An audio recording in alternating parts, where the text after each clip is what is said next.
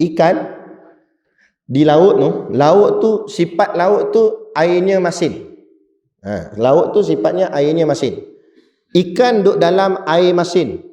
Tapi bila kita tangkap ikan bawa naik atas darat, kita makan daging ikan, tak ada rasa masin. Betul tak? Padahal ikan tu duduk dalam suasana yang airnya semua masin. Tapi bila kita makan dia duduk atas darat, kita makan daging dia, tak ada masin.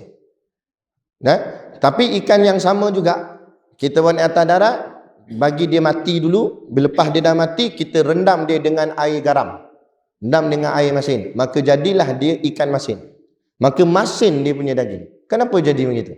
Sallallahu ala Muhammad, sallallahu ala Muhammad, sallallahu ala Muhammad, sallallahu ala Muhammad. Uhaikum jami'an bitahiyatil Islam, tahiyatan mubarakatan min indillah.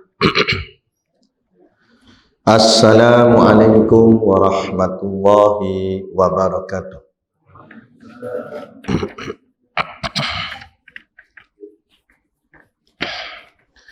Ila hadrati sayyidina wa habibina wa syafi'ina Muhammadin sallallahu alaihi wasallam, wa ila arwahi abaihi wa ikhwanihi minal anbiya'i wal mursalin, salawatullahi wassalamuhu alaihi wa alaihim ajma'in, wa ala ali kulli wassahabati wal qarabati wat tabi'in wa tabi'it tabi'in bi ihsanin ila yaumiddin, wa ila arwahi walidina wa muallimina wa zawil hukuki alaina ajma'in. Syai'u lillahi lahumul fatihah. A'udzu billahi minasyaitonir rajim. Bismillahirrahmanirrahim. Alhamdulillahi rabbil alamin. Ar-Rahmanir Rahim. Maliki yaumiddin. Iyyaka na'budu wa iyyaka nasta'in. Ihdinas siratal mustaqim. Siratal ladzina an'amta 'alaihim ghairil maghdubi 'alaihim waladdallin. Amin. Bismillahirrahmanirrahim. Alhamdulillahi rabbil alamin. Wassalatu wassalamu ala ashrafil anbiya'i wal mursalin wa ala alihi wa sahbihi ajma'in. Subhanaka la ilma lana illa ma 'allamtana innaka antal alimul hakim. Rabbi shrah li sadri wa yassir li amri wahlul 'uqdatam min lisani yafqahu qawli. Wala haula wala quwwata illa billahil aliyyil azim. Amma ba'd.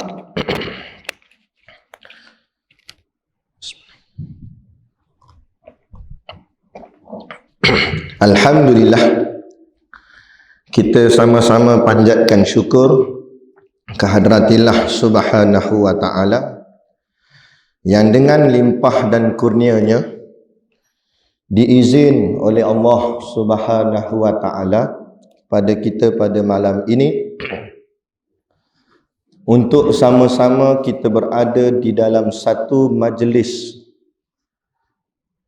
yang majlis ni tak kira lah walaupun di mana ia berada atau seringkas mana pun ia atau sedikit mana pun ia, majlis itu disebut oleh baginda Nabi sallallahu alaihi wasallam dengan panggilan Raudatul Jannah.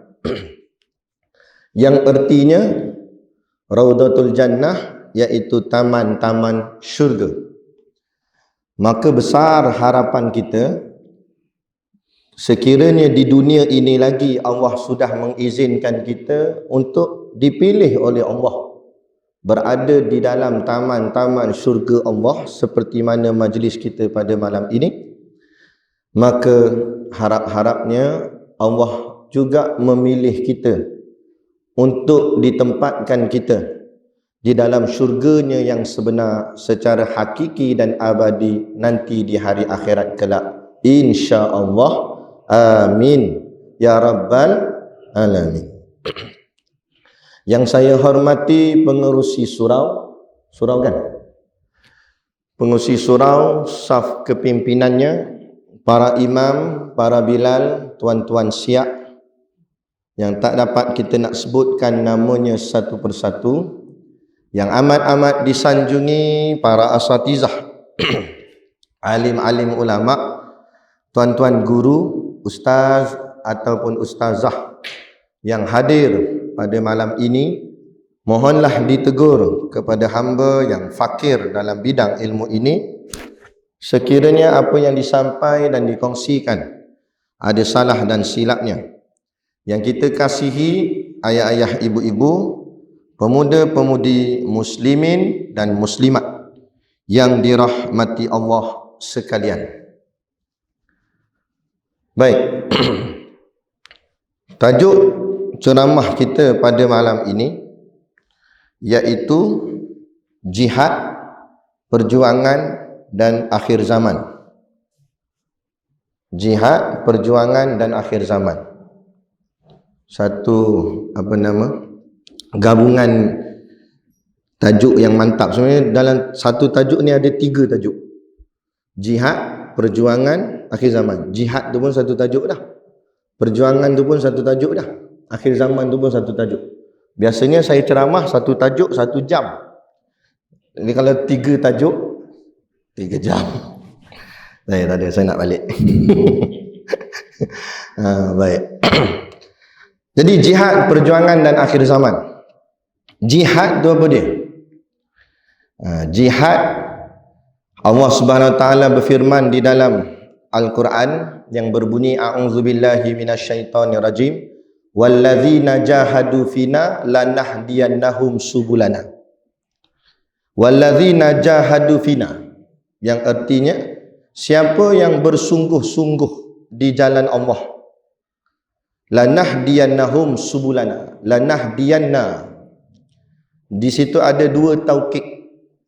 Kalau kita mengaji ilmu bahasa Arab, ada 2 taukid, lam taukid, nun taukid.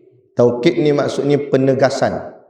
Lanahdiyanna, kan? Maknanya pasti dan pasti aku akan bukakan jalan untuknya. Jadi maksud walladzina jahadu, jahadu tu itulah ambil daripada perkataan jihad. Jadi jahadu di sini dengan makna bersungguh-sungguh. Tu jihad. Tapi banyak orang kita faham jihad ni ekstremis. Jihad ni angkat senjata, tembak, bom dan sebagainya. Itu bukan makna yang tepat kepada makna jihad. Jihad ni maksudnya bersungguh-sungguh. Lepas tu jihad ni ulama' membahagikannya kepada 2 yang paling utama lah. Iaitu yang pertama disebut sebagai jihad qital. Satu lagi disebut jihad ilmu. Jihad qital artinya jihad yang kita tengok pada perang Palestin tu. Itu jihad yang mengangkat senjata, jihad berbunuh-bunuhan. Itu qital. Qital tu maksudnya bunuh.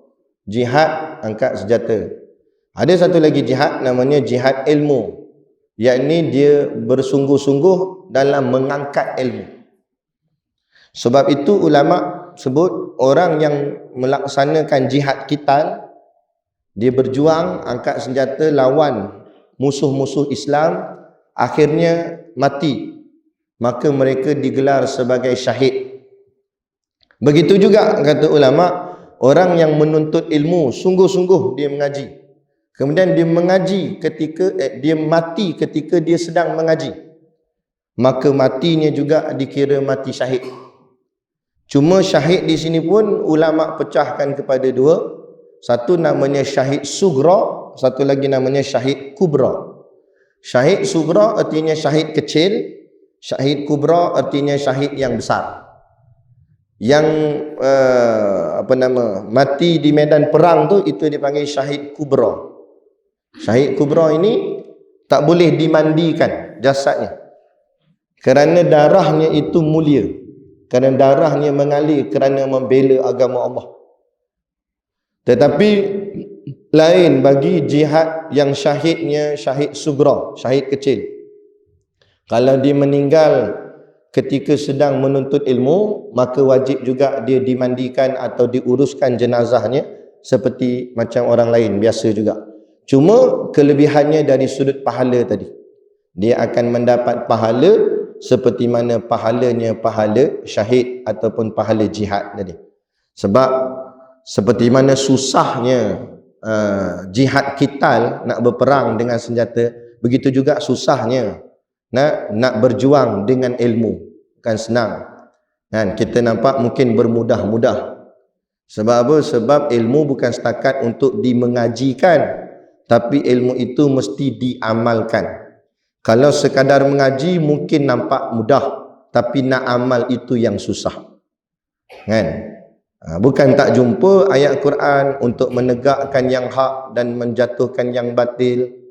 Bukan tak jumpa hadis Nabi tentang pengharaman arak, pengharaman judi. Tapi mereka yang menuntut ilmu tadi belum tentu nak melaksanakan apa yang dia mengaji tu. Walaupun dia balik Mesir, walaupun dia balik Jordan, walaupun dia balik daripada luar negara, mengaji dengan syekh-syekh besar, ulama-ulama yang besar, tapi belum tentu. Kenapa saya kata belum tentu? Sendiri pun boleh tengok dalam negara kita, ada tak ada kilang arak? Ada? Dah tak ada ke orang alim dalam negara kita? Bukan setakat tak ada, ramai. Tapi bukan senang untuk nak mengamalkan apa yang dia mengaji. Bukan senang itulah jadi jihad pada dia.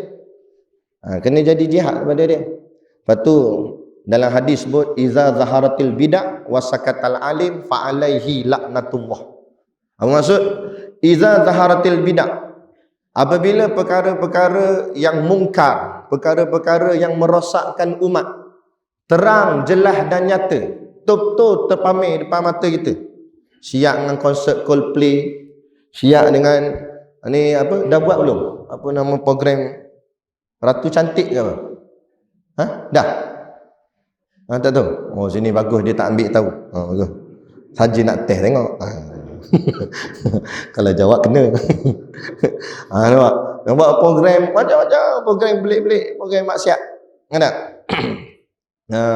Ada kat situ perjuangan dia, iaitu jihad untuk cakap apa, nak menghalang atau menyekat. Bukan satu benda yang mudah. Kadang-kadang terpaksa berkorban dengan pangkatnya. Lepas tu Nabi sebut tadi, idza zaharatil bid'ah, apabila telah zahir perkara-perkara maksiat, wasakatal alim. Sakata artinya sukut, duduk diam.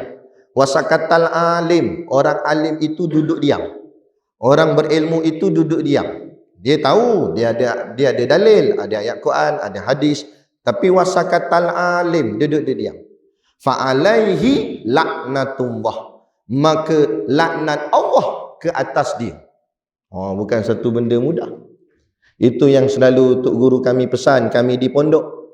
Kalian antum, kata Tok Guru, mengaji pondok bukan sonok-sonok, mengaji agama ni bukan sonok-sonok. Tapi lepas kamu mengaji ni, kamu ada satu tanggungjawab yang besar yang kamu kena pikul, iaitu tanggungjawab mempertahan dan membela agama, hukum-hukum Allah. Kamu kena berjuang sehingga hukum Allah terlaksana di atas muka bumi Allah. Dan kamu tak boleh diam. Kalau kamu diam di saat perkara maksiat berleluasa di depan mata kamu, kalau maksiat tu sorok-sorok, bukan kita kata tak apalah, tapi maknanya tak semakin jelas lagi, tak semakin melampau. Kan? Sebab tu kalau nak kata minum arak, orang zaman dulu pun minum arak. Ada je orang zaman dulu minum arak. Tapi zaman tu orang masih lagi ada perasaan malu, ada sifat malu. Walaupun dia minum arak, dia tak tunjuk kat orang. Minum pun kat belakang-belakang. kita jumpa botol aja. Kan?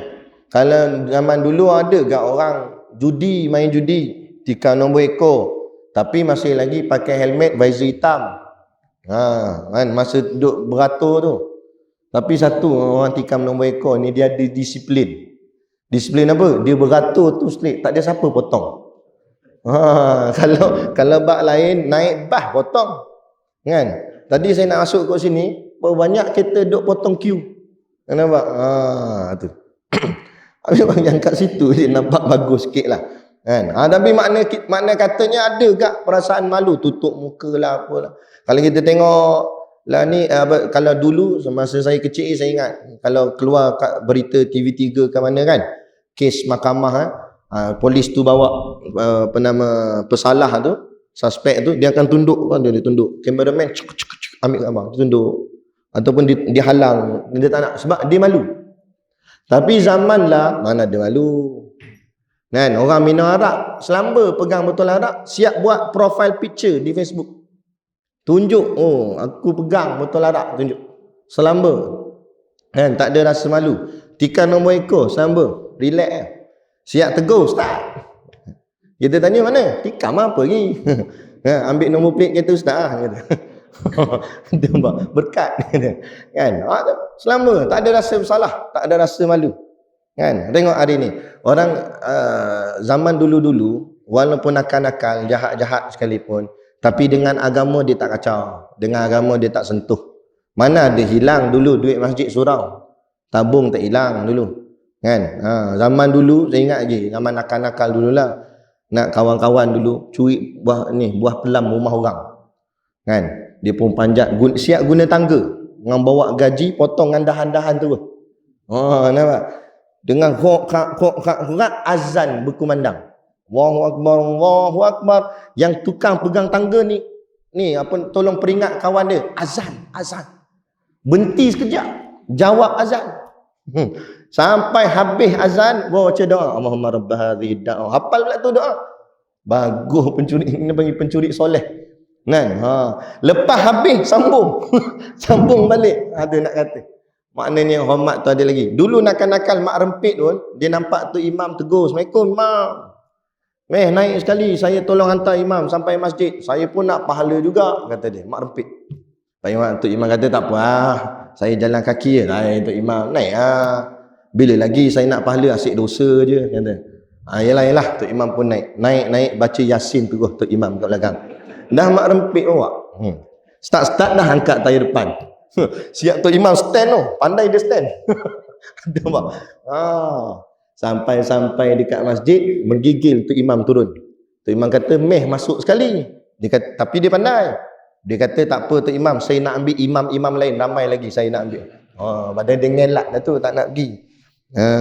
Tapi nak cerita, betul ni walaupun kita gelak-gelak kan, tapi sebenar realitinya memang ada yang macam tu. Memang masih lagi ada hormat dengan ulama, ada hormat dengan imam, hormat masjid surau. Paling-paling kuat nakal dia suka mencuri kan. Dia kata, "Hai, tabung masjid jangan. Anak kena panah peti," kata. Anak masuk neraka, padahal dia curi gula-gula kedai runcit pun boleh masuk neraka tak? Kan? Tapi bab lain tak apa. Bab masjid soalnya. Tapi akhir zaman ini tengok. Dalam masjid dia boleh curi. Yang lagi dahsyat tu, dia menyamar jadi muslimat tu. Hati-hati saya tengok rakan sebelah tu, betul ke perempuan? Dia pakai telekong. Tapi ada misai. Dia pakai telekong, time semayang. Dia masuk takbir, dia buat suara kecil. Allahu Akbar. Orang tak perasan.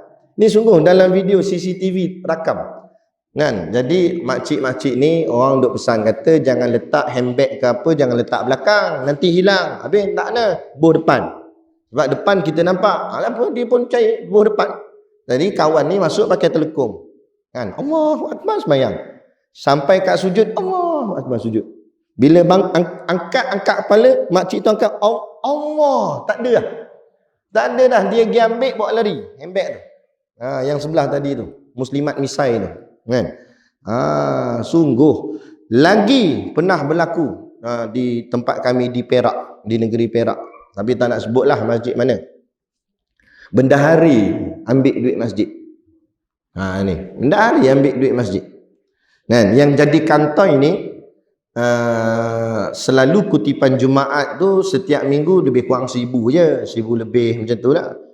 Tapi bila tukar bendahari baru, bendahari lama ni dah tua, jadi tukar, lantik bendahari yang muda sikit. Bila lantik bendahari baru, kira-kira duit tabung ada 2,000 lebih. Jadi pelik, kenapa 2,000 lebih? Jadi sangka-sangkakan mungkin minggu tu ramai orang budak-budak balik kampung ke apa, jadi ramailah orang kat masjid. Okey, tak apalah. Tengok minggu depan pun sama, 2,000 lebih. Minggu seterusnya pun sama, 2,000. Sampai 2 bulan berturut-turut semua 2,000 lebih.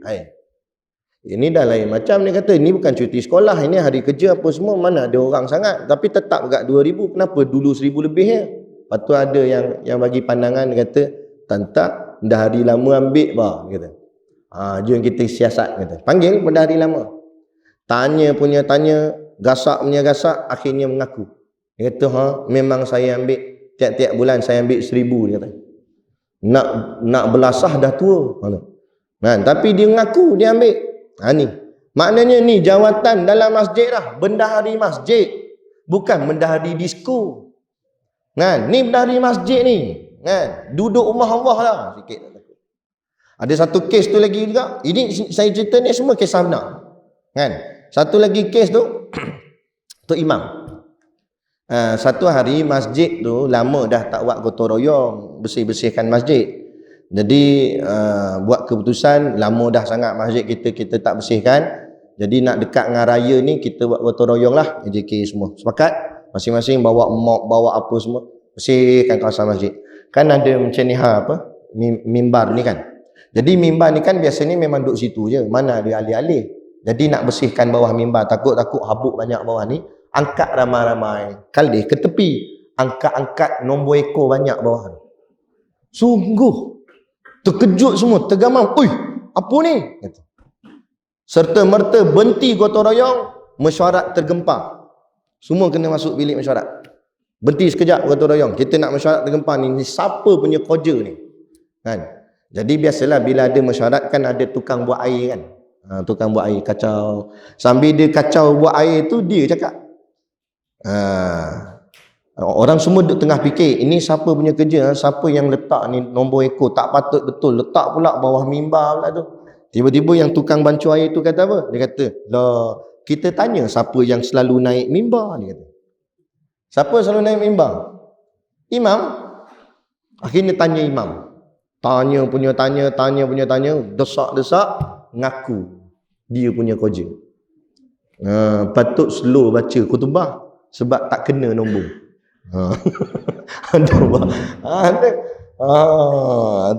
Ni betul ni kan, serius sungguh, memang benda ni berlaku. Saya pun kata pelik tak, tapi inilah kita berada di akhir zaman kan. Dulu masa Nabi masih lagi hidup, kerja malaikat Jibril ambil yang atas, turunkan ke bawah. Apa dia? Wahyu. Tapi bila Nabi dah wafat, malaikat Jibril buat apa? Takkan duduk diam je kan. Maka kata Nabi, tugas malaikat Jibril ambil yang bawah, naik ke atas. Salah satu daripadanya apa? Iaitu sifat malu. Angkat malu, buat naik ke atas. Maknanya semakin akhir zaman ni, manusia akan semakin hilang rasa malunya. Akan hilang malu dia. Sebab tu Nabi kata, wal haya'u nisful iman. Malu itu sebahagian daripada iman. Bila malu sudah semakin tak ada dalam masyarakat Islam, bererti orang Islam kita dah semakin hilang keimanannya. Imannya tidak sempurna. Imannya tercalar, imannya rosak. Kerana ni habis hilang rasa malu. Kan? Tak ada rasa malu, pergi konsert, joget, lompat macam kera. Kera tengok terkejut, siapa kera dia kata. Lompat, tak ada rasa terkinja-kinja, tak rasa malu dia. Kalau kita pun malu, tak rasa malu. Mana ada orang rasa malu hari ni? Kan? Tengok sukan-sukan hari ni, sukan apa pelik-pelik. Yang saya paling pelik, kalau yang sukan renang tu mungkin macam ada logik, dia pakai ketat macam tu lah. Sebabnya nak bagi ke air tu lancar. Walaupun memang haram, tapi kot nampaklah macam logik. Tapi yang main basikal, apa jadah pakai ketat sampai nampak punggung-punggung? Kan? Berapa? Takut kalau pakai jenis seluar trek kembang sikit sangkut ke rantai basikal ke macam mana? Sebab apa? Ikut trend, tak hati malu dia, tunjuk habis nampak punggung-punggung. Sampai salah kuliah kita pergi. Sebab dia duduk depan kita. Kan? Patut pergi masjid lain, sampai masjid lain. Punca dia. Kan? Tak ada malu. Yang suka renang dah satu hal, pakai spender saja. Kan? Orang boleh tepuk tangan tu. Oh, tahniah. Loh. Kalau pakaian tu diiktiraf, pakailah pergi Tesco ke gimana pakai spender macam tu je. Agak-agak orang kata gila tak gila. Nak? Ni akhir zaman kita. Orang tak peduli dah. Jadi yang kita nak cerita ni iaitu jihad tadi tu. Jihad ni maknanya kita kena sungguh-sungguh lah lawan hawa nafsu. Kita dalam suasana akhir zaman yang keliling kita ni boleh kata hampir majoriti hampir majoritinya jahil. Hampir majoritinya jahil. Dalil Nabi sebut. Nabi kata Islam akan kembali dagang. Islam akan kembali seperti mana Islam bermula. Islam dulu bermula dalam keadaan gharib, yakni dalam keadaan ganjil. Kelilingnya orang jahil, orang kafir Quraisy, lepas tu nak bawa Islam, bukan senang. Dulu berapa orang je? As-sabiqunal awalun. Yang betul-betul mula-mula ada 8 orang je yang paling terawal, yang betul-betul ikut baginda Nabi SAW. Tak ramai. Kan? Di rumah Al-Arkam bin Abi Al-Arkam. Kan? Itu keadaan. Dan keadaan itu akan terjadi di zaman kita hari ini. Akan berlaku di zaman kita hari ini. Iaitu di mana kita akan berhadapan cabaran kita macam itulah. Kan? Keliling kita ni banyak orang yang kadang tak reti pun soal agama. Tapi nak cakap pasal agama. Saya ada orang, biasalah kita grup-grup WhatsApp ni kan. Jadi ada orang hantar satu gambar. Gambar ni tak ada kaitan dengan agama. Tapi apa dia cakap tu saya rasa betul. Dan saya nak kongsikan. Dalam gambar tu, gambar kereta tengah parking. Kereta parking, macam parking tepi ni kan. Tapi pada parking tu, kalau ikut kotak parking tu dia parking tepi macam ni. Kotak. Tapi kereta-kereta lain semua parking sengit-sengit macam ni. Faham? Parking menyengit. Satu kereta je, Myvi putih. Myvi juga kena. Kan? Kereta Myvi putih dia parking ikut kotak tu, iaitu parking tepi. Kereta lain semua parking sengit. Lepas tu dia tulis caption kat bawah tu, beginilah juga seperti mananya akhir zaman. Kadang-kadang kita dah buat benda yang betul, tapi disebabkan orang lain semua buat benda salah, akhirnya kita yang nampak salah. Betul tak? Padahal dia kalau ikut rule dia, undang-undang, dia yang betul. Sebab dia parking ikut kotak. Tapi sebab semua orang parking sengit, dia seorang parking tepi macam tu, orang mesti marah dia. Apa bodoh orang pergi parking macam ni? Dan dia pun tak boleh keluar sebab dah tersekat depan dengan belakang. Begitulah, betul lah. Sebab tu dia cakap, memang gambar tu tak ada kait dengan agama kita ni. Tapi apa yang dia kata tu memang orang cakap apa yang berlaku dengan zaman kita hari ni. Kadang-kadang kita buat satu benda betul dah, ikut agama, ikut syarak, tapi kan disebabkan orang keliling ni jahil, akhirnya dia kata kita yang salah. Dia kata kita yang tak betul. Kita hantar anak mengaji sekolah agama, ngaji pondok, ngaji tahfiz, dia buat tanya kat kita, hang hantar anak ngaji pondok nak makan apa? Dia kata. Dia punya pe tu ma'arik li sukun 6 harakat. Nampak pe. Kita panggil macam tu. Kan? Tapi dia nak jadi pelik. Hantar anak ngaji sekolah agama pelik. Pelik hang hantar. Hang nanti dia dah besar nak jadi apa? Persoal. Padahal tindakan dia hantar anak ngaji sekolah agama tu betul lah tu. Itu yang terbaik. Itu yang dikehendaki agama. Tapi dia jadi pelik zaman ni. Betul lah Nabi kata, Islam akan kembali pelik. Siapa ikut Islam betul-betul pelik. Tuan-tuan malam ni semua pelik. Apa tak pelik? Apa duduk sini? Baik duduk lepak kedai kopi. Betul lah. Benda ni kan pelik. Kan? Duduk sini dengar. Kan? Waktu dengan kamera pun banyak ni dah macam nak wawancara apa. Allahu akbar. Gitu. Tu makna kata jihad. Jadi kita kena sungguh-sungguhlah. Kita kena sungguh-sungguh dengan suasana keliling kita macam tu. Tapi nak sungguh-sungguh macam mana? Kita kena hidupkan hati. Orang yang hati dia hidup, insya-Allah dia akan selamat. Macam tuan-tuan, macam kami, macam saya lah. Saya sebenarnya asal orang Selangor. Saya lahir di Gombak. Membesar di Shah Alam, Alam Megah, Seksyen 28, Proton. Haikom pun orang panggil dia juga.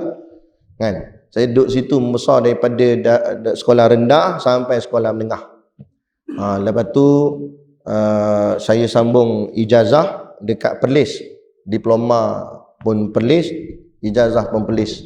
6 tahun duduk situ. Tapi nasib alhamdulillah tak jadi Wahabi lah. Kan? Gitu. Duduk sana. Tapi nak ceritanya, lepas-lepas dia tu saya kerja sekejap, setahun. Saya kerja dekat Damansara SS2 dekat bahagian wan utama sana, belah-belah sana kerja. Tapi tak boleh pergi Sana lagi suasana ni dahsyat. Dengan apa orang perempuan pakai skirt lah, apalah, Allahu akbar. Payah juga dengan suasana kerja. Gitu akhirnya saya pun buat keputusan berhenti kerja. Saya pun duduk pondok di Perak, Batu Ampar Beruah.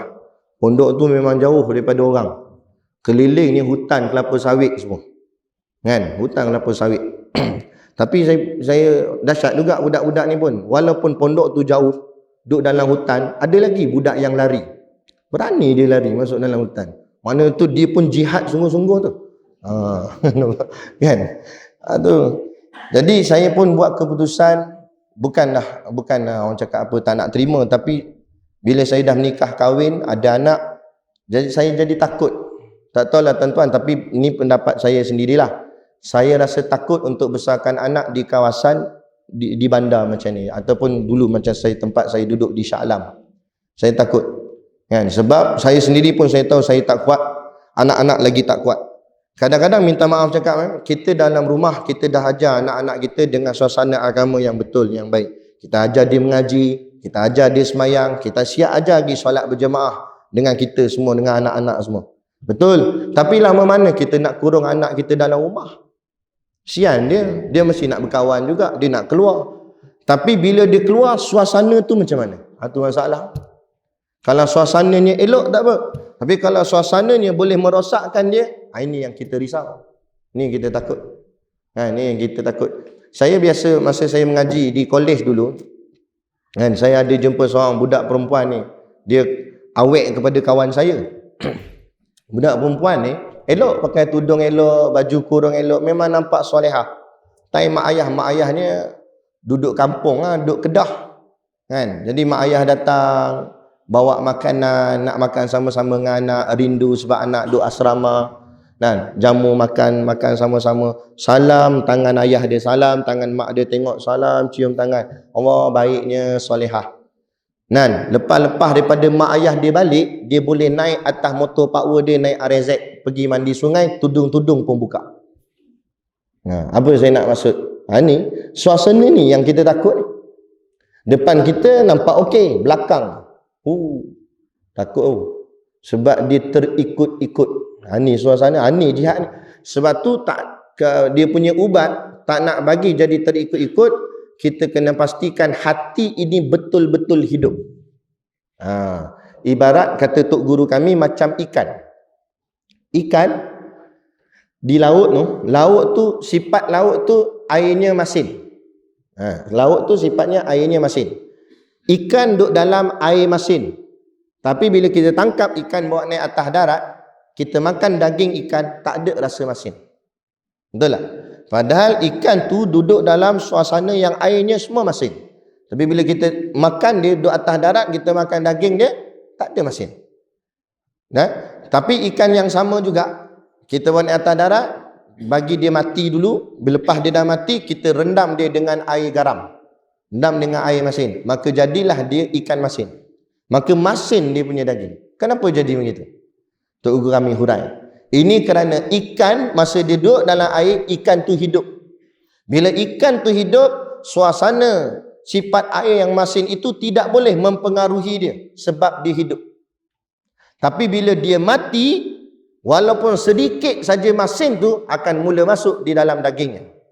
Begitulah hati kita. Bagi hati yang hidup, walaupun suasana kelilingnya rosak dan sebagainya, hati yang hidup ni tidak akan terpengaruh dengan benda-benda anasi-anasi yang tak baik berada di sekelilingnya. Tapi kalau hati itu mati, tak payah cakap banyak dah. Sikit akan masuk dah terus ke dalam hati dia. Itu yang bahaya tu. Jadi apa tanda-tanda hati mati? Itu nak kena tahu je. Apa tanda-tanda hati kita ni hidup ke mati, kita tak tahu. Apa tanda-tanda hati mati? Kata ulama, 2 tanda yang paling besar lah. Ada banyak tanda, tapi yang paling ketara yang boleh kita jadikan poin kita, iaitu 2. Iaitu yang pertama, tidak gairah melakukan taat. Itu yang pertama. Tidak gairah melakukan taat. Apa maksud? Benda-benda kebajikan dia tak ada rasa pun nak buat sungguh-sungguh. Dia buat, kalau semayang pun kadang-kadang yang wajib aja lah. Itu pun macam bermalas-malasan. Nak? Dia pun kadang jemaah pun tak ada. Mayang kat rumah itu pun hujung-hujung waktu.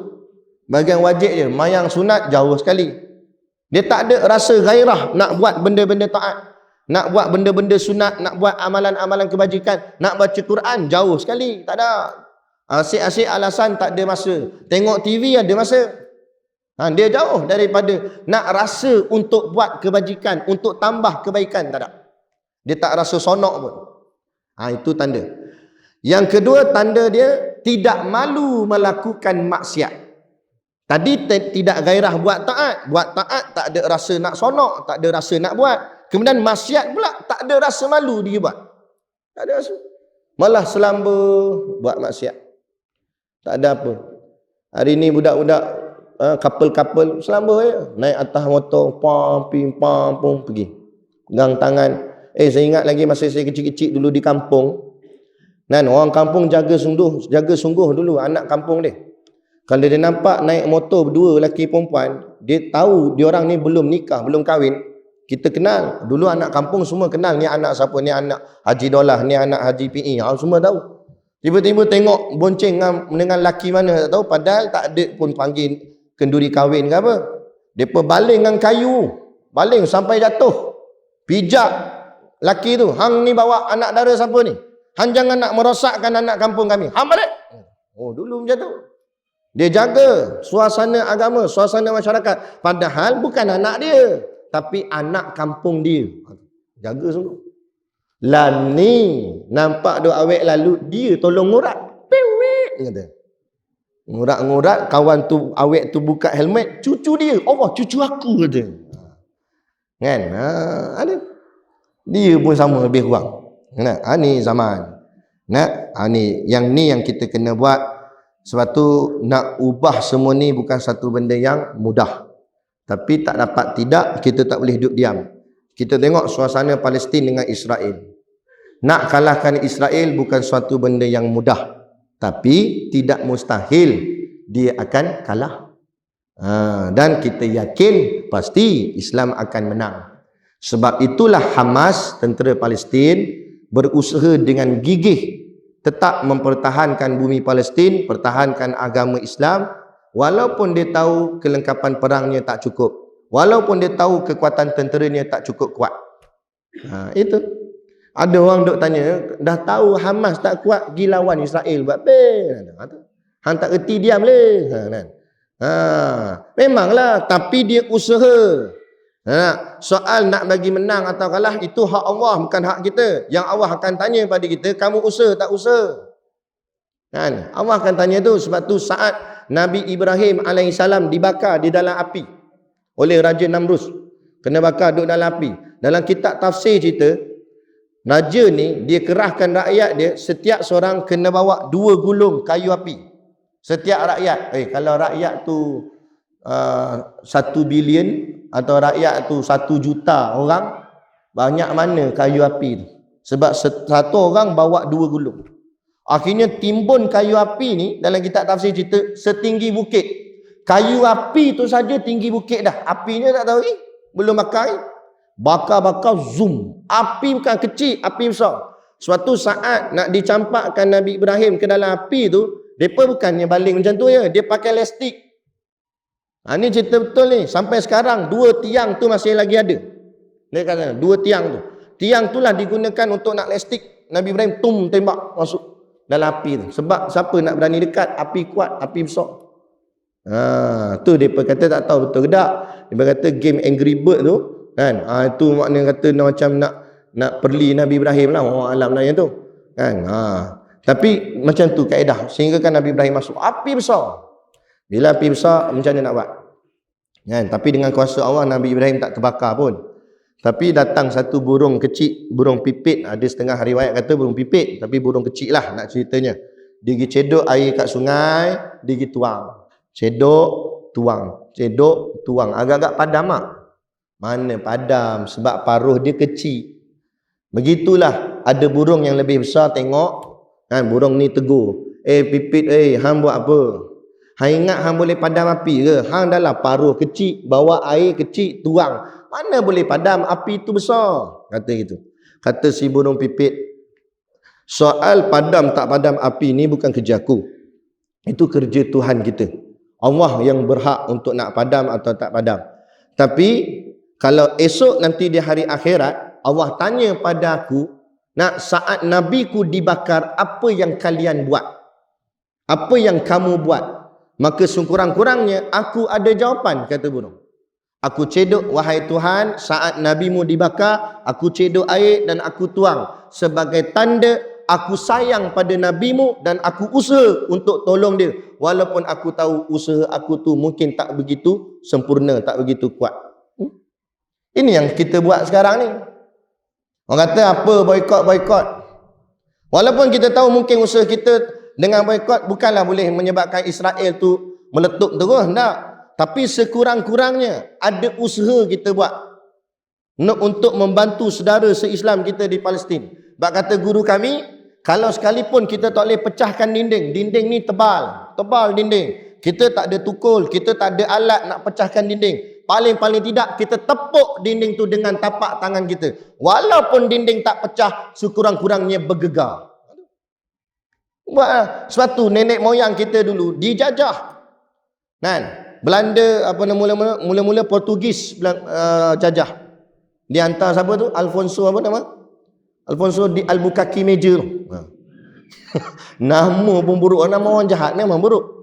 Kan? Dia hantar tu. Dia orang dalam buku sejarah kata ini panglima perang. Dia bukan panglima perang. Dia pendeta. Dia ketua padri. Tujuan dia datang bukan pasal minyak sangat. Itu memang ada juga, tapi itu nombor 2. Bukan pasal emas sangat. Emas tu nombor 2. Tapi nombor 1 tujuan dia datang untuk mengkristiankan kita. Dia nak kristiankan kita. Lepas tu dia hantar yang pertama Portugis.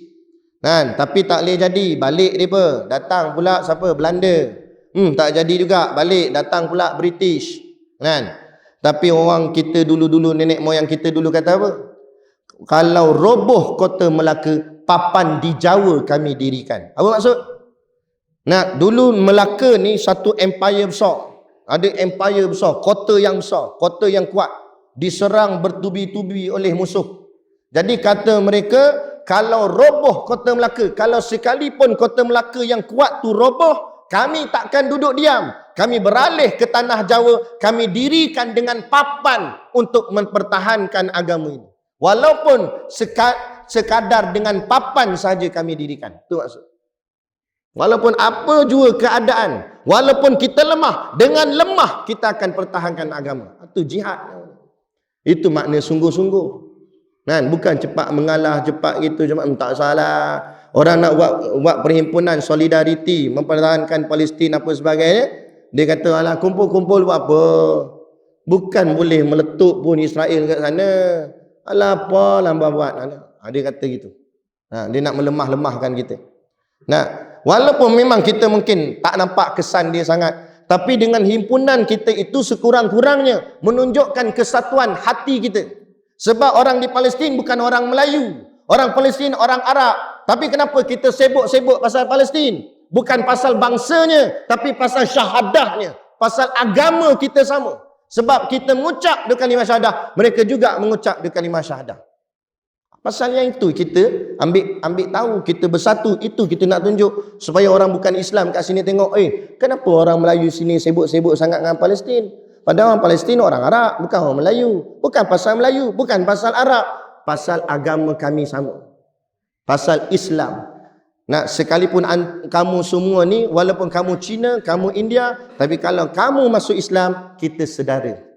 Walaupun bangsa kita lain. Kamu susah, kami sama-sama akan bantu kamu. Itu nak menunjukkan kesatuan Islam. Paling pendek tidak yang itu.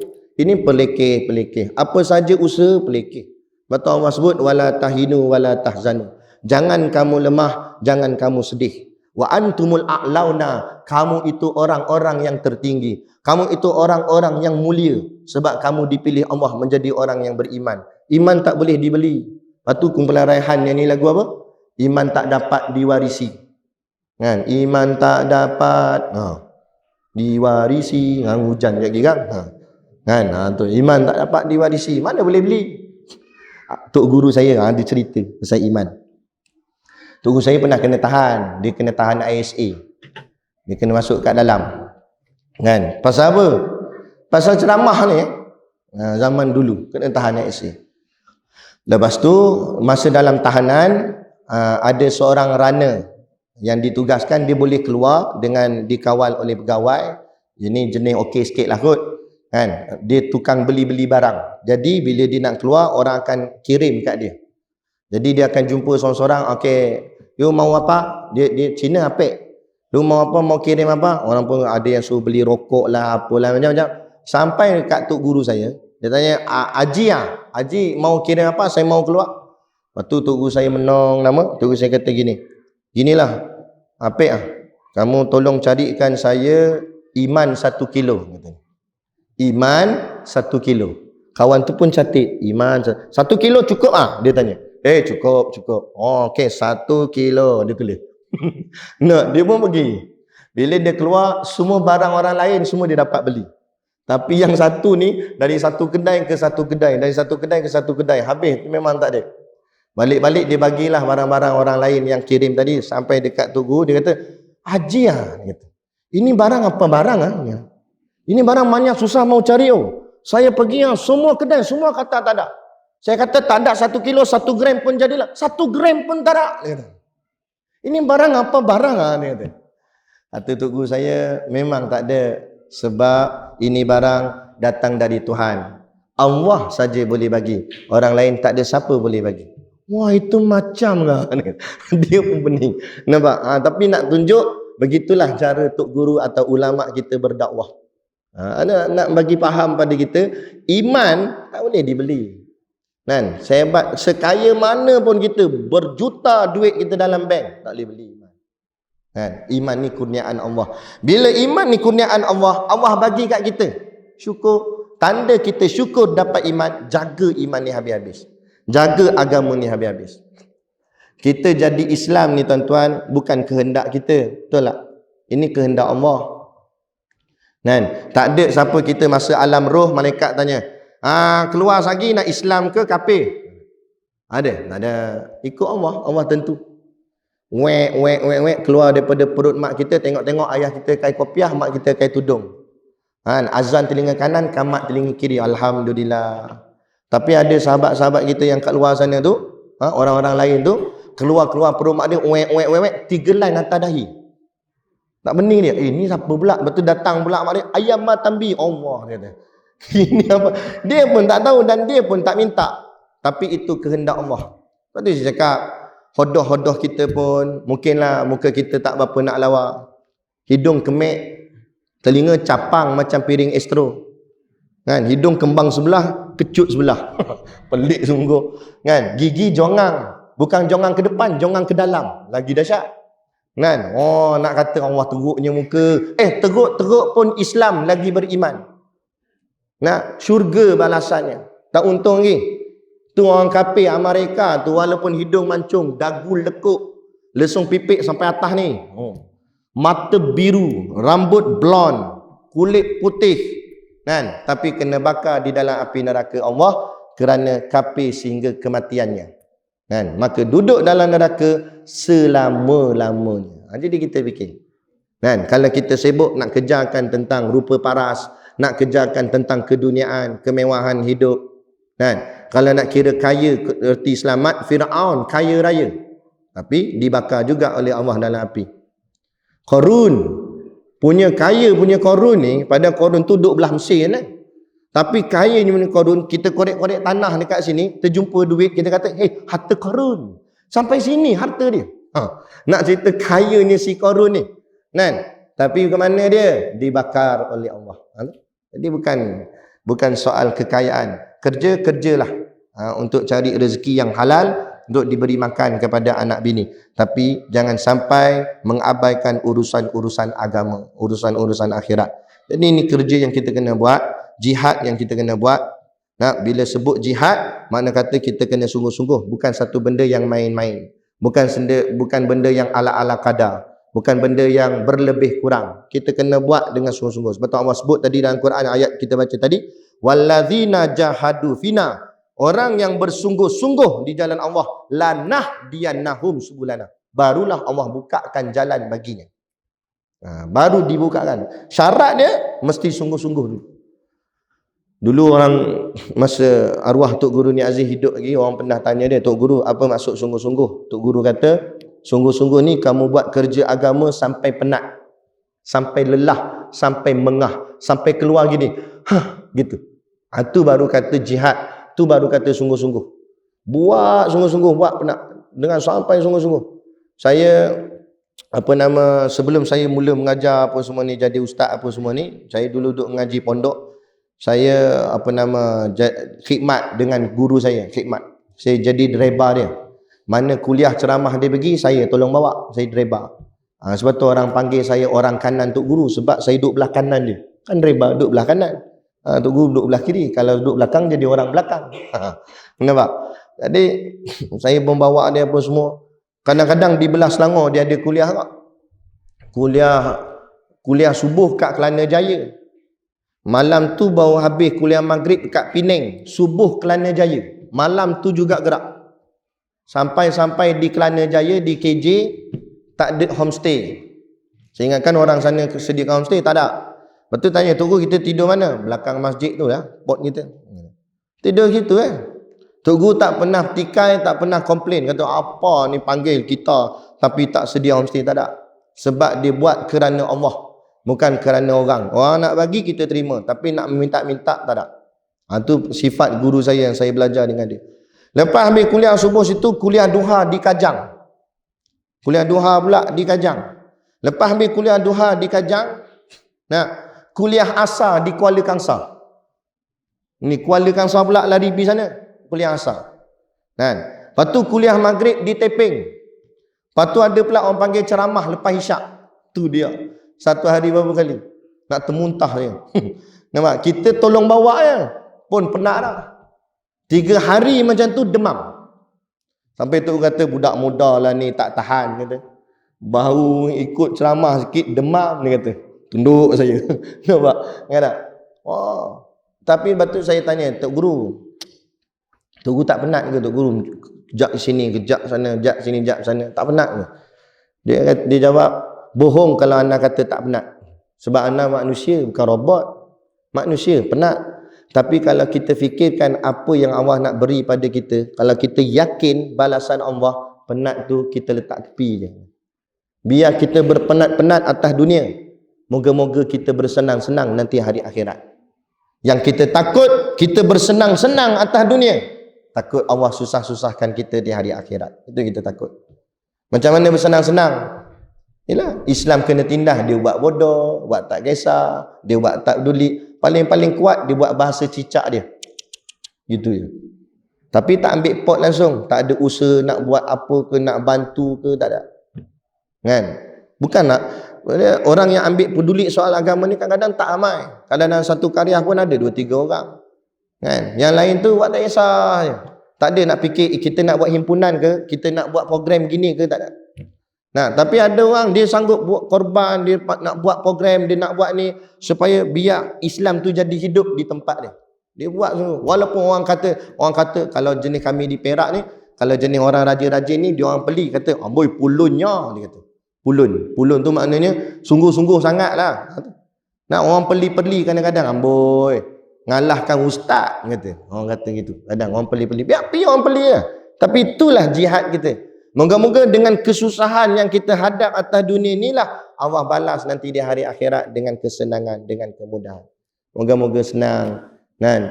Senang nak masuk dalam syurga. Lalu titian sirat senang. Kan? Yang kita takut ni, kita nampak senang sangat kat dunia ni. Relax, santai, baring gitu je. Tapi nanti hari akhirat takut tak dan baring kita. Kan? Macam-macam. Nah, itu belum itu kiamat. So hari akhirat barzah lagi teruk dah. Kan? Dalam alam barzah gitu dah. Kata kata ulama sebut dalam kitab, kita ni ada 5 alam. Ada 5 alam. Setiap alam yang kemudian dia lebih susah daripada alam sebelumnya. Alam yang pertama kita alam roh. Yang kedua alam rahim. Ketiga alam jasad, ni alam dunia. Yang keempat alam barzah, yang kelima alam akhirat. Setiap alam yang selepas dia lebih susah dan lebih banyak fitnah, ujian daripada alam sebelumnya. Paling-paling mula-mula kita alam roh. Alam roh tak susah mana pun kita. Allah cipta kita jadi roh, kita relax tunggu situ je lah. Sehinggalah Allah keluarkan kita kepada, masukkan ke dalam jasad, dalam alam rahim.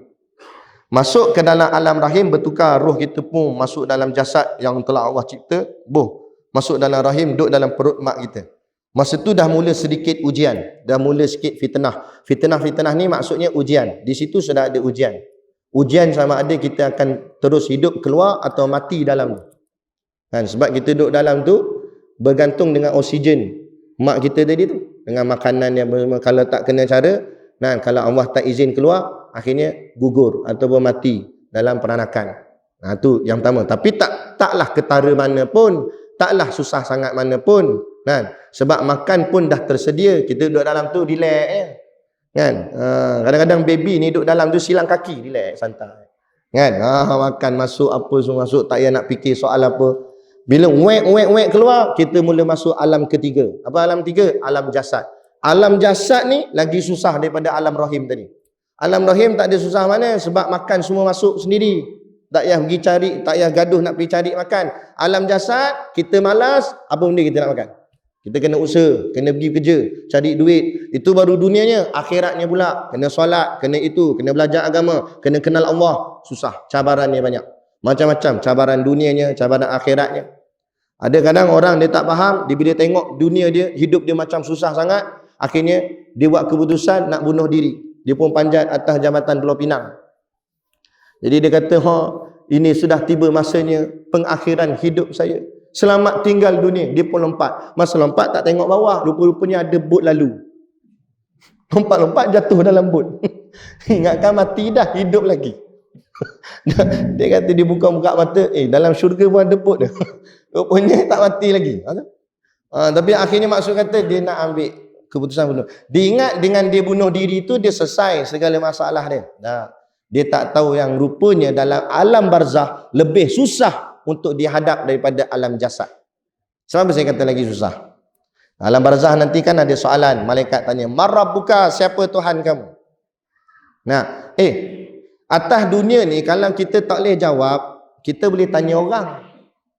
Kan, bagi kita soalan, Marabbuka. Marabbuka apa benda maksud Marabbuka ni? Oh, siapa Tuhan? Siapa? Kita boleh tanya. Telefon, "Ustaz, Marabbuka nak jawab apa?" Kan, boleh. Tapi kalau dalam kubur malaikat tanya Marabbuka, kita kata, "Cok, nak telefon Ustaz boleh?" Boleh tak? Mana boleh? Kalau malaikat izin pun, Ustaz pun tak angkat. Sebab apa tak angkat? Kawan tu mati dah. Pahal dia telefon aku. Dah berhantu pun. Kan tak? Tak ada siapa boleh tolong kita dalam tu.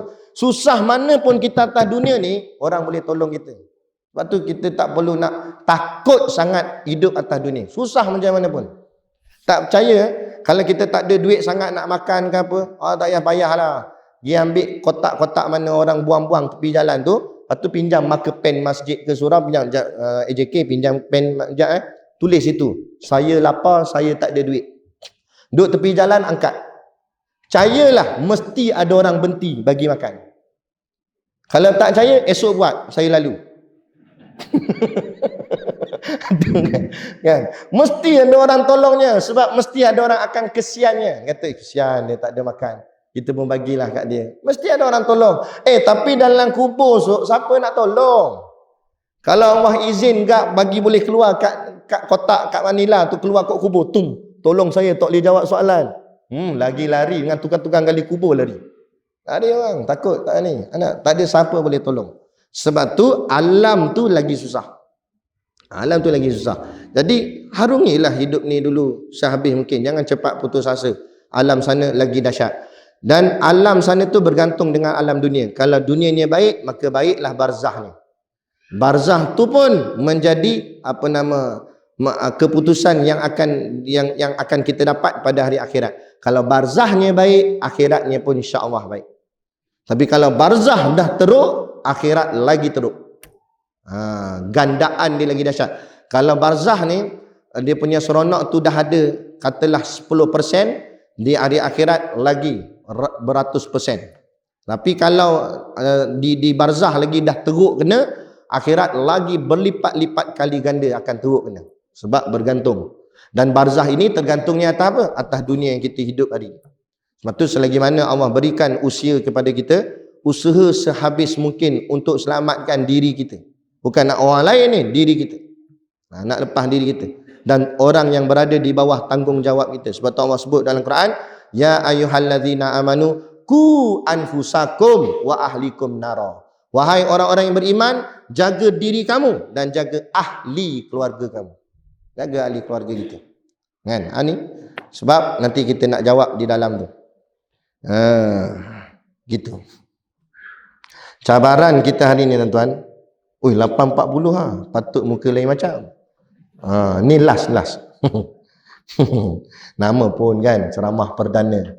Dauh datang ni. Jam macam-macam jadi. Baik. Cabaran kita hari ni benarlah Nabi kata, tadi kan saya sebut di akhir zaman ni orang ramai akan kebanyakannya jadi jahil. Saya nak itu yang Nabi sebut dalam hadis. Itu wajib kita beriman, wajib kita percaya. Sebab Allah khabar dah, Nabi khabar dah 1400 tahun dulu lagi. Benda ni pasti terjadi. Tak ada siapa boleh ubah sebab ini ketentuan Allah. Cuma saya nak nampakkan macam mana benda tu boleh terjadi. Apa asbabnya? Hari ini orang tak nak bukan cakap hari ni, dulu pun macam tu juga. Orang bukan nak sangat belajar agama ni. Tapi dahsyatnya zaman kita hari ni bukan setakat orang tak nak belajar agama. Belajar akademik pun orang tak nak dah. Jadi akhirnya orang akan jahil agamanya, dunianya pun jahil juga. Matematiknya jahil, sainsnya jahil kan. Sebab apa saya cakap gitu? Kan? Hari ni kita boleh tengok dalam negara kita sendiri. Ada permainan dekat dalam telefon ni, panggil apa? Budak-budak muda ni tahulah. Apa? Mobile apa? Mobile Legend. Tahu tu. Mobile Legend kan nama dia. Game Mobile Legend ni sudah diiktiraf kerajaan dan diangkat menjadi satu sukan. Nama sukan tu e-sport. Ni yang terbaru ni saya pun baru dapat maklumat. E-sport mana sukan game. Game mana? Game dalam telefon.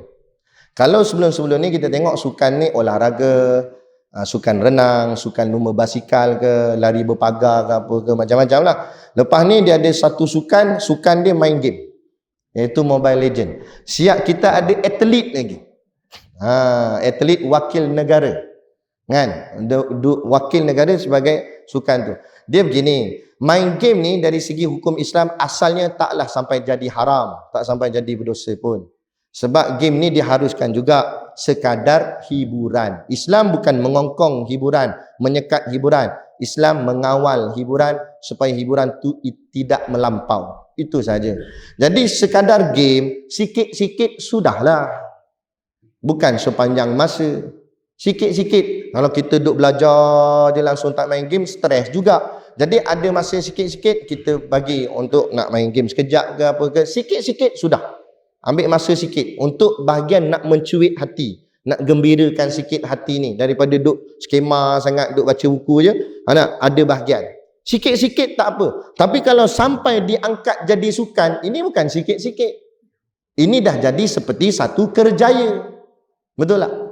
Akhirnya bila ada permainan game macam ni, dia akan ada latihan. Kan? Oh, nak pergi mana tu? Nak pergi buat latihan. Latihan apa? Latihan Mobile Legend. Nah, apa akan jadi pada anak muda kita hari ni? Mereka akan seronok dengan game. Sebab game ni memang jiwa dia dah. Lah, buku campak tepi ya. Aku bercita-cita nak jadi atlet Mobile Legend. Ini baru satu game. Esok-esok game-game lain dia akan join lagi. Dan sukan yang akan berkembang. E-sport ni. Maka ramai anak muda nanti akan sibuk nak fokus kepada benda ni. Sebab main game memang benda seronok. Jadi semua fokus itu. Dan siapa nak belajar ni? Siapa nak baca buku? Siapa nak belajar sains? Siapa nak belajar matematik? Itu akibat dia. Akhirnya tu yang saya kata akan menjadi jahil. Masyarakat tak kerti apa. Kan? Bukan hari ni apa nama nak suruh betulkan paip air pun tak kerti dah. Tak macam orang dulu-dulu. Ada. Nak urus pengurusan jenazah tak kerti. Kan, tukang mandi mayat pun bakal jadi mayat. Dia pun tak larat dah, kan? Betul, siapa nak ganti? Tak ada dah, generasi muda tak ada. Ini dia mati, siapa nak mandi? Dia mandikan sendiri. Ada orang tak minat nak belajar itu, nak belajar, tak ada. Bagi dia sonok main game. Sebab ni dah diangkat jadi sukan. Itu satu hal. Satu lagi hal, hari ni kalau belajar macam belajar ke universiti Menara Gading sebagainya tu, belajar ni susah. Saya pernah duduk belajar tu dulu. Esok nak exam, malam ni tak tidur lagi ni, baca buku macam nak makan buku tu. Kan? Susah nak baca, nak hafal, lagi nak jawab ni. Kan? Sungguh-sungguh lah kan, kalau gagal kan malu, mak ayah marah gitu gini. Kan? Belajar susah. Ni susah-susah keluar graduate, nak kerja belum confirm dapat. Pas satu pejabat, hantar resume, tanya saya mau interview lebih kurang, dia pun jawab kata apa? Okey, dalam 3-4 hari nanti kami akan call. Bukan 3-4 hari, 3-4 tahun tak call. Betul tak? Payah nak cari kerja, kan? Walaupun ada result yang okey ke, payah. Melainkan kena pakai kabel lah. Jadi nak boleh ke gaji. Lepas tu keluar tu dah berhutang. Hutang PT-PTN. Nah, itu belum nanti nak beli kereta, jadi hutang kereta. Beli rumah, hutang rumah. Nak kahwin pula, hutang bini. Jadi hidup terjerat dengan kesusahan. Akhirnya ambil jalan mudah. Macam mana? Ini ada satu career zaman hari ini namanya TikTokers. Betul tak? Jadi TikTokers untung. Tak payah SPM, tak payah diploma, tak payah degree. Cuma buat video pelik-pelik je dalam tu. Joget bukan-bukan, joget ayam. Gitu. Tengok view. Kita ceramah kuliah ni, pumpang tangan kaki naik siap panjat atas meja. 3 view. 3 view. 2 view tu dia buka telefon, lepas tu dia pergi mana tu? Yang satu lagi tidur. 3 tu harapan. 3 view tu je. Nah, tapi dia buat benda pelik-pelik tadi. Hoi, 3,000 view. TikTok bayar ada gitu gini, YouTube lah apa semua. Saya pernah jumpa seorang TikTokers, income sebulan 10k. Pakai kereta mewah apa semua. Saya tanya kerja apa? TikTokers. TikTokers tu kerjaya. Jadi sebuah kerjaya. Mana pejabat? Kat rumah, atas katil. Tu pejabat ni. Dia buat video pelik-pelik. Ada seorang tu, orang cabar dia. Dia cabar. Dia kata, saya boleh buat satu video, view akan tinggi sampai berapa ratus ribu dah. Dia target, tapi saya tak buat apa-apa, dia kata. Dia sahut cabaran, dia duduk depan kamera, dia tak buat apa, duduk diam. Tapi betul, memang 300,000 view tengok dia. Sebab orang kata, betul ke dia tak buat apa-apa, semua pakat tengok. Akhirnya, diam gitu. Tu tak buat apa-apa, kita yang gini, cakap sampai habis air. Jadi, saya nak try, kuliah saya diam. Tengok view banyak dah. Ada kan? Tu ada benda buat pelik-pelik, ngarut-ngarut kan. Korek-korek hidung makan. Video gitu benda-benda. Orang nak tengok, walaupun orang marah dia, apa makan tak hidung, tapi orang duk view. Orang duk like. Kata lepas makan tak hidung cuba makan tak telinga pula kata. Orang komen bawah kan. View tinggi. Tak percaya tuan-tuan balik ni buat. Kodek-kodek dong makan. Buat video. Nanti saya tolong like. Sungguh. Tapi bila jadi macam ni suasana dia, apa akan jadi pada generasi kita akan datang? Tuan-tuan, yang jadi pemimpin kita hari ni adalah orang yang hidup 50 tahun yang dulu tu. Dalam 50 tahun dulu dia adalah remaja yang dulu. Mungkin zaman masa nak merdeka, zaman tu. Zaman tu zaman kita susah. Nenek moyang kita semua susah, tok-tok kita susah zaman tu. Sampai ada kereta tu kira memang kaya sungguh lah. Hari ni kereta berlambak-lambak. Kan? Zaman tu susah. Bila zaman susah, banyak ditekankan suruh usaha dunia. Sebab tu mak-mak dulu kalau anak-anak kata, kenapa abang kena pergi sekolah? Mak jawab macam mana? Yalah, adik kena pergi sekolah supaya nanti adik dapat belajar tinggi-tinggi, adik dapat kerja yang besar-besar, pangkatnya besar, gaji besar, rumah besar, kereta besar, bini pun besar kata. Kan semua yang kita ajar besar tu semua, saya nak tanya, dunia ke akhirat? Dunia. Kita dah tanam dalam kepala dia suruh besarkan dunia. Dan hari ni betul dia dah dapat kerjaya apa yang dicita-citakan dulu. Dia dah jadi manager, dah jadi bos, jadi engineer, jadi doktor. Dan apa yang kita tanam dulu suruh besarkan dunia, memang sungguh dibesarkan dunia. Kita duduk kampung telefon, Assalamualaikum. Abang lama tak balik tengok mak ni kat rumah ni. Kan? Bila abang nak balik? Mak, sabar mak, saya tengah kerja ni mak. Ni jap lagi ada meeting. Mak kejap-kejap call. Fahamlah orang sibuk ni. Sagi apa? Letak telefon. Mak tu jadi macam mana? Kan? Tak apa lah, anak sibuk kata. Kan? Kecewa tak dia? Sedih tak? Tu asal pelik lah. Kenapa anak kita jadi macam tu? Kita yang tanam dia macam tu dulu. Hubbud dunia, kata Nabi, hubbud dunia ra'sun kulli khati'ah. Cinta dunia kepala segala kejahatan. Punca orang jadi jahat ni, satu punca dia. Apa? Hubbud dunia, cinta dunia. Milik dunia tak salah. Nabi Sulaiman biasa jadi raja. Semua makhluk duduk bawah dia. Jin pun duduk bawah dia. Semut-semut duduk bawah dia. Binatang-binatang duduk bawah dia. Dia jadi raja. Tak salah memiliki dunia. Tapi jangan sampai mencintai dunia. Tapi ini yang kita tanam. Suruh kejar dunia. Akhirnya kita dapat hari ini, orang yang memimpin kita, kita boleh lihat semua sibuk soal dunia. Kenapa saya kata semua sibuk soal dunia? Bukan tak tahu arak tu haram. Tak payah tunggu tok guru ke mufti pergi kita tahu haram. Tapi arak ada juga. Judi ada juga. Sebab apa? Sebab menguntungkan negara. Cukai tinggi. Betul tak? Artinya, sebab dia diajar untuk besarkan dunia. Jadi, akhirat letak tepi ya, janji dunia. Itu zaman kita hari ini. Kita tengok pula generasi muda zaman hari ini dibesarkan dengan keseronokan, dengan hiburan, dengan permainan, dengan konsert, dengan macam-macam. Mereka dibesarkan dengan keseronokan hiburan yang mengikut hawa nafsunya. Sedangkan mereka inilah yang bakal menjadi pemimpin lagi 50 tahun akan datang ke depan. Agaklah kalau mereka itu menjadi pemimpin di masa depan, apa jadi dengan negara kita pada waktu itu? Apa akan jadi dengan agama kita pada waktu itu? Itu.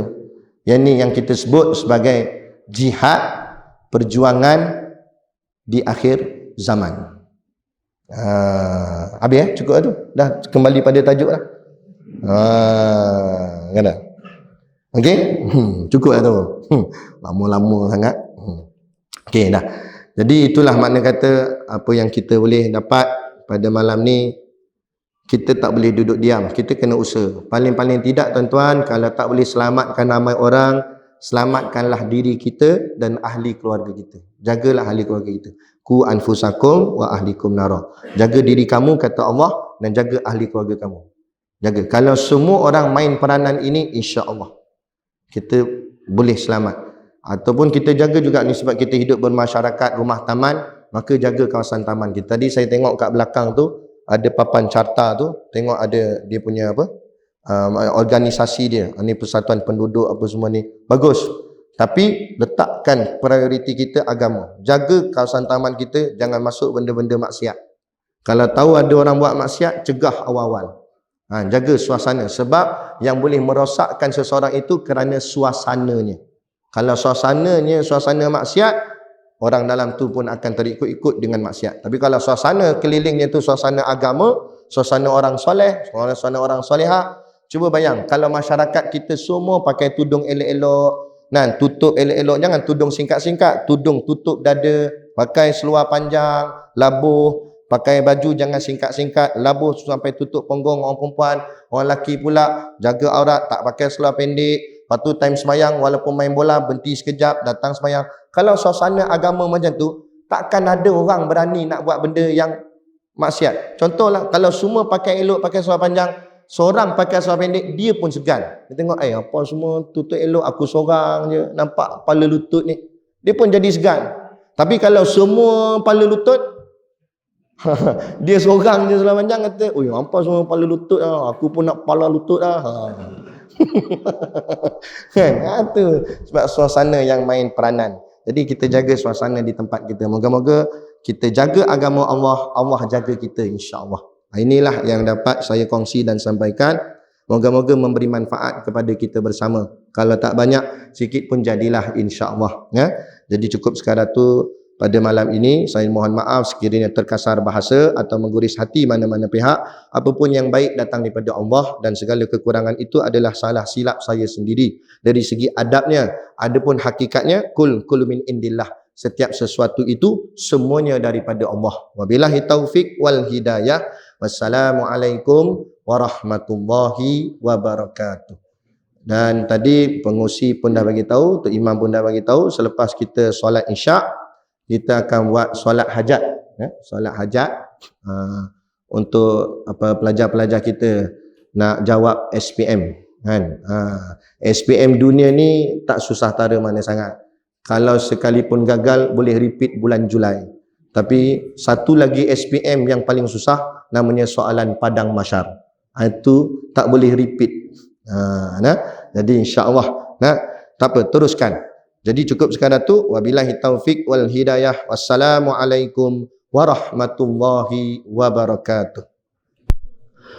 A'udzubillahi minasyaitonirrajim. Bismillahirrahmanirrahim. Alhamdulillahirabbil alamin. Wassalatu wassalamu ala asyrafil anbiya'i wal mursalin wa ala alihi wa sahbihi ajma'in. Allahumma taqabbal minna salatana wa du'aana innaka antas samiul alim wa tub alaina innaka antat tawwabur rahim. Allahumma ja'al dinana dinan nabi Muhammadin sallallahu alaihi wasallam wa islamana islamal muslimin wa imanana imanal mu'minin wa salatana salatal khashiin wa a'malana a'malas salihin wa niyyatana niyyatal mukhlisin wa dhunubana ya Allah dhunubal mustaghfirin wa hayatana hayatal ulama wa mautana bimauti syuhada wa dikinal jannata ma'al anbiya'i alaihimus salatu wassalam.